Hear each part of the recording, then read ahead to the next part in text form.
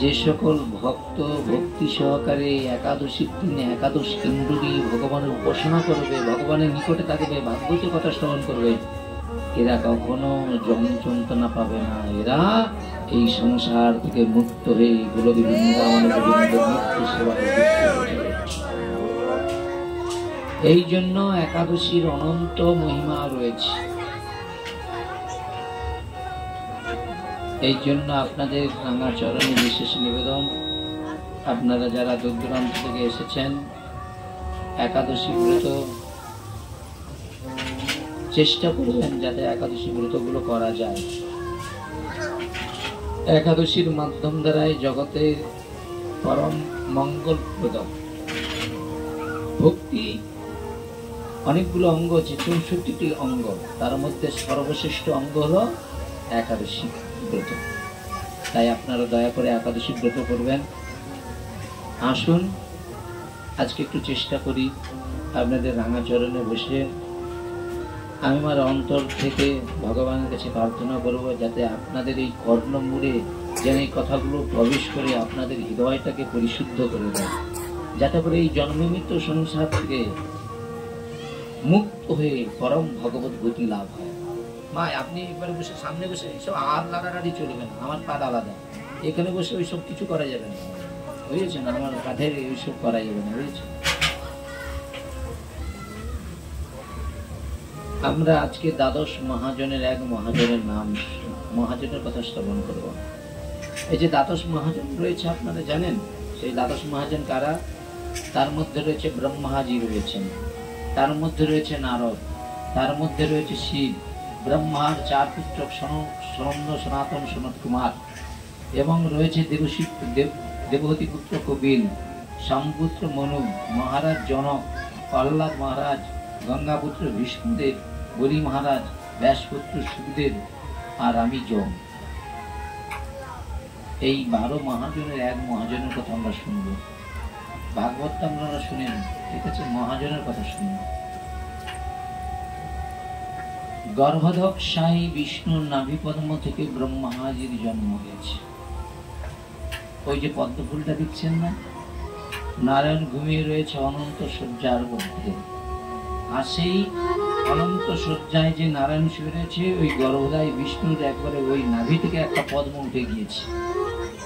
সেই পদ্মটা জলের উপরে ভাসছে, বুঝেছেন? আর সেই পদ্মের উপরে বসে আছে ব্রহ্মাজি। কি করছে? জপ করছে।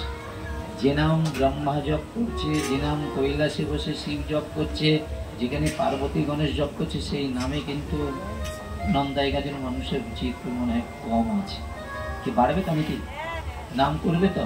হ্যাঁ, নামের ফল জানেন, নামের কি মাহাত্ম্য জানেন? নাম করলেই নামের দ্বারাই আপনি ভগবানকে পেতে পারেন। কেন?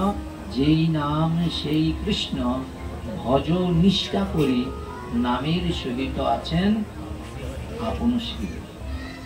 সেই গর্ভদায় বিষ্ণু নাভিপদ্ম থেকে যখন ব্রহ্মাজি জন্মগ্রহণ করেছে, তিনি দেখলেন চারিদিকে জল আর জল।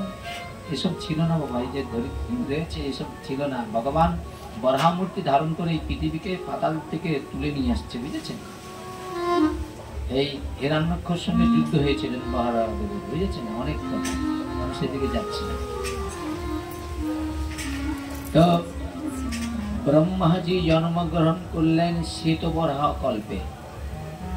আমরা যারা এখানে আছি অনেকেই তো কেউ কার্তিক মাসে জন্মগ্রহণ করে, কেউ মাঘ মাসে জন্মগ্রহণ, বিভিন্ন মাসে জন্মগ্রহণ করে। তা এই ব্রহ্মাজি শ্বেতবরাহ কল্পে জন্মগ্রহণ করে। ব্রহ্মার সৃষ্টি আদি জীব, এই জগতে যা কিছু দেখছেন সবই ব্রহ্মার দ্বারাই সৃষ্টি হয়েছে। ব্রহ্মা সৃষ্টি করার ক্ষমতা কোথা থেকে পেল?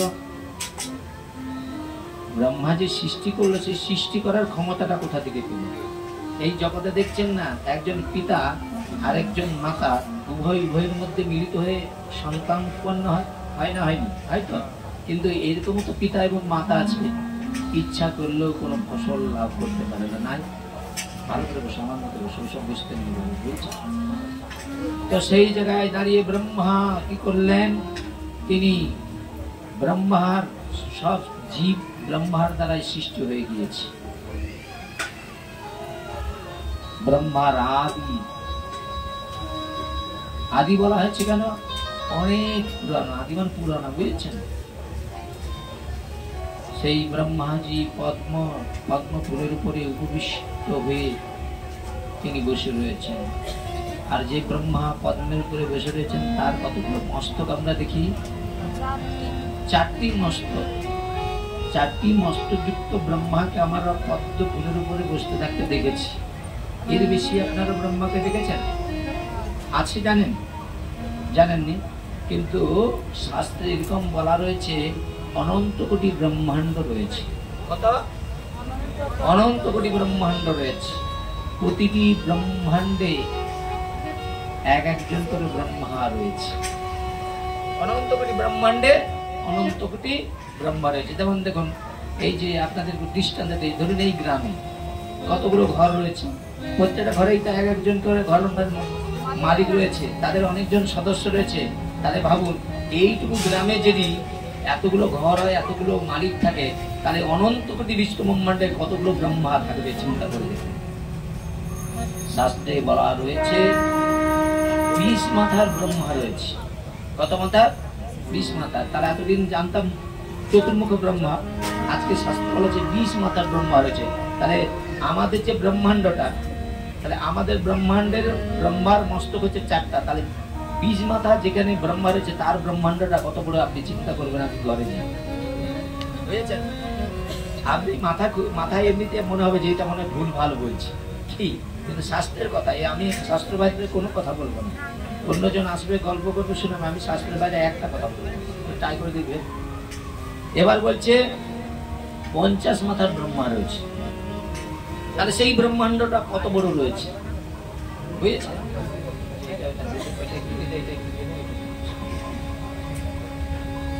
এবার বললেন কি 100 মাথার ব্রহ্মা রয়েছে। 100 মাথার, 100 মাথা জানেন?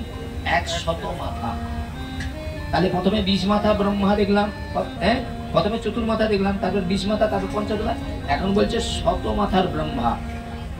তারপরে বলা হচ্ছে 600 মাথার ব্রহ্মা রয়েছে। 600 মানে 1000। এরপরে বলা রয়েছে 1,00,000 মাথার ব্রহ্মা রয়েছে। তাহলে এবার চিন্তা করুন, পৃথিবীতে এরকম কোন জন আছে যে সেই 1,00,000 মাথা ব্রহ্মা যেখানে তার রাজত্ব পরিচালনা করছে, সেখানে আজকের মানুষ সেখানে যেতে পারবে? একমাত্র সাধক পারে। তার সাধনা বলে সেই যেখানে 1,00,000 মাথার ব্রহ্মা যেখানে এইভাবে লীলাবিলাস করছে, আপনি যদি ভগবানের পরম ভক্ত হয় নারদের মতো, আপনি ওখানে যেতে পারবেন। তাহলে আমরা দেখলাম 1,00,000 মাথার ব্রহ্মা রয়েছে। ব্রহ্মাণ্ড ছোট বড় আকৃতির রয়েছে। আমাদের যে ব্রহ্মাটি রয়েছে আমাদের ব্রহ্মাণ্ডে, তিনি সব থেকে, আমাদের ব্রহ্মাণ্ডটা হচ্ছে ছোট, তাই আমাদের ব্রহ্মার 4টি মস্তক। তাহলে আমরা ক্ষুদ্র থেকে ক্ষুদ্রতম জায়গায় রয়েছে। এর থেকে অনন্ত কোটি ব্রহ্মাণ্ড রয়েছে, অনেক অনন্ত কোটি, বুঝেছেন? সৃষ্টির সমস্ত জীব থেকে ব্রহ্মার বয়বুদ্ধি জ্ঞানবুদ্ধি প্রবাহ। মানে কি, এই জগতে যতজন আমরা আছি, আমাদের জ্ঞান, আমাদের মানে কি বলা যায়, বুদ্ধি খুব অল্প, জানেন তো? ক্ষুদ্র থেকে ক্ষুদ্র, বুঝেছেন? কেন না? আমরা পূর্ণ নয়, পূর্ণের অংশ। তাহলে পূর্ণ যিনি, তার তো জ্ঞান বুদ্ধি অনেক বেশি হবে। দেবতাদের জ্ঞান বেশি হবে, ঋষিদের জ্ঞান আমাদের থেকে বেশি হবে। কিন্তু আমরা সংসারী মানুষ, আমাদের জ্ঞান বুদ্ধি কম। কেন? বলছে আমরা ব্রহ্মচর্য ব্রত পালন করতে পারি না বলেই আমাদের জ্ঞান বিবেক বৈরাগ্য সব কমে যাচ্ছে। সাধু দেখবেন 80 বছর বয়সেও তার মধ্যে একটা তেজ আছে, একটা শক্তি আছে, তার মধ্যে ব্রহ্মচর্য ব্রতের একটা কৃপা দৃষ্টি আছে। 80 বছরেও পর্যন্ত যেন মনে হবে 40 বছর তার বয়স, এমন তেজ। ব্রহ্মচর্যের ব্রতের এমন মহিমা, বুঝেছেন?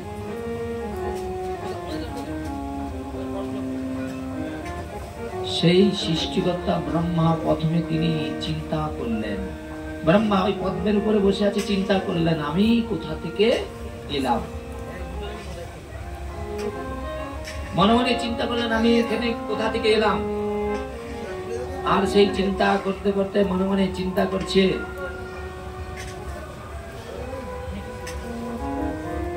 চারিদিকে জল আর জল।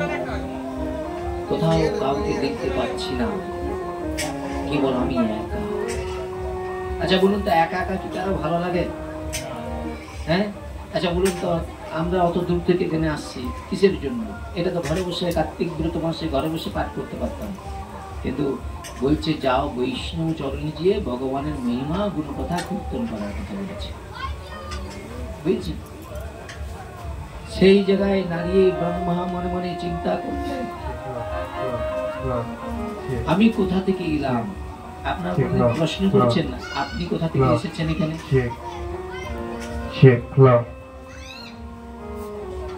মনে মনে চিন্তা করলেন, কেউ কোথাও নেই, কেবল আমি একা। ভাবলেন, মনে মনে চিন্তা করলেন,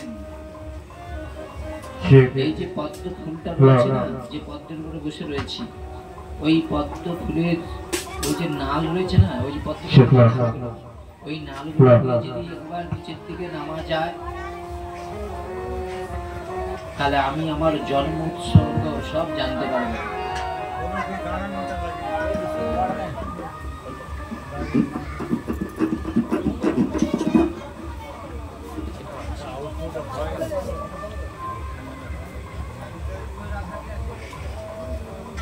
হরে কৃষ্ণ, জয় গৌরী, জয় জয় রাধে, জয় রাধেশ্যাম, জয় নিতাই।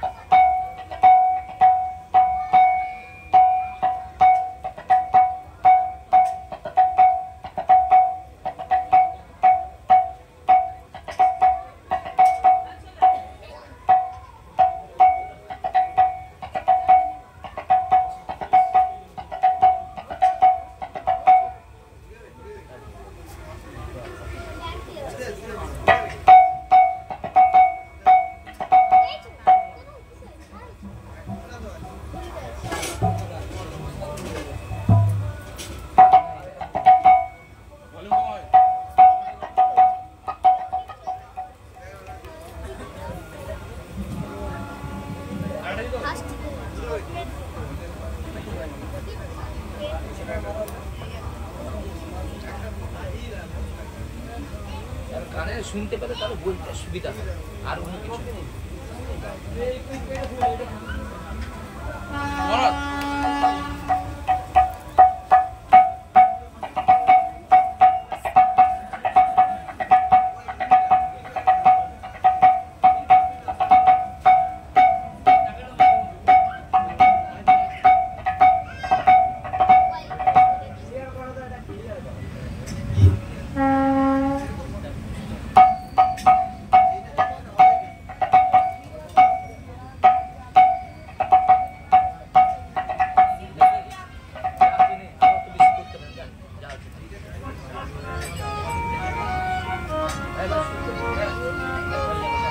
হরে কৃষ্ণ।